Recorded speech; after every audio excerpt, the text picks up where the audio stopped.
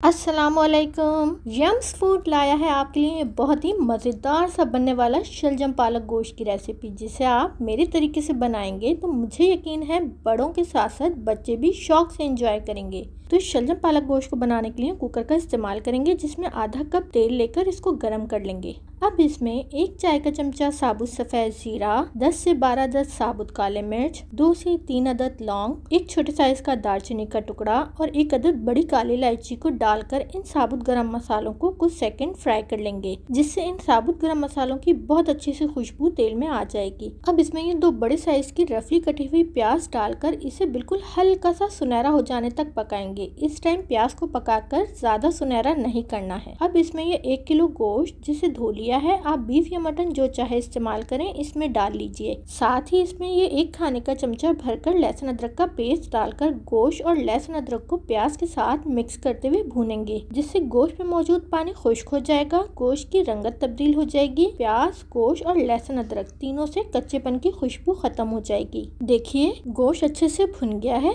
अब इसमें 1 खाने का चमचा, ये जितना आपको तीखा पसंद हो, पिसी लाल मिर्च, 1.5 खाने का चमचा पिसा हुआ धनिया, आधा चाय का चमचा हल्दी पाउडर और 1.5 चाय का चमचा ये हस्बे जायका नमक डालकर इन मसालों को गोश्त के साथ मिक्स करते हुए भूनेंगे, ताकि मसालों का कच्चापन खत्म हो जाए। अब मसाले भुनने के बाद इसमें ये 2 बड़े साइज के टमाटर का पेस्ट डालकर मिक्स करके इसे पकाएंगे, ताकि टमाटर के पेस्ट में मौजूद पानी खुश्क हो जाए और तेल किनारों से अलग हो जाए। अब इसमें 4 कप या फिर गोश्त के गल जाने के हिसाब से पानी डालकर इसे मिक्स कीजिए और फिर प्रेशर कुकर को इसकी लिड से बंद करके इस पर वेट रखकर प्रेशर आने के बाद इसको 20 मिनट पका लीजिए, जिससे गोश्त 90% तक गल जाएगा। इस टाइम गोश्त को मुकम्मल नहीं गलाना है, क्योंकि बाद में हम इसे शलजम और पालक के साथ में मिक्स करके पकाएंगे। अब 20 मिनट बाद देखिए, चेक कर लेते हैं, गोश्त तकरीबन गल गया है, बस इसमें हल्की सी कसर बाकी है। अब चूंकि प्रेशर कुकर छोटा है तो इस गोश्त और मसालों को एक खुली पतीली में पलट लेंगे। अब इसमें ये 1 किलो शलजम पत्तों के साथ और 1 किलो पालक दोनों को बारीक काट लिया है, इसमें डालेंगे। अभी इस टाइम इसको मिक्स नहीं करेंगे और पतीली को ढककर हल्की आंच पर 10 मिनट पकने के लिए छोड़ देंगे, जिससे शलजम और पालक दोनों से पानी रिलीज होगा और दोनों सब्जियां नरम हो जाएंगी, साथ ही गोश्त भी नरम हो जाएगा।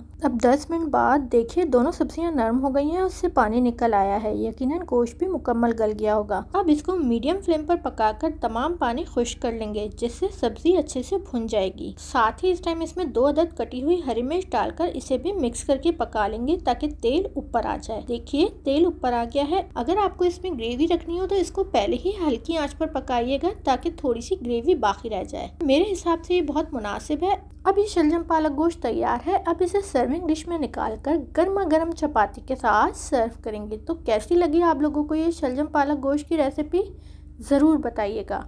शुक्रिया।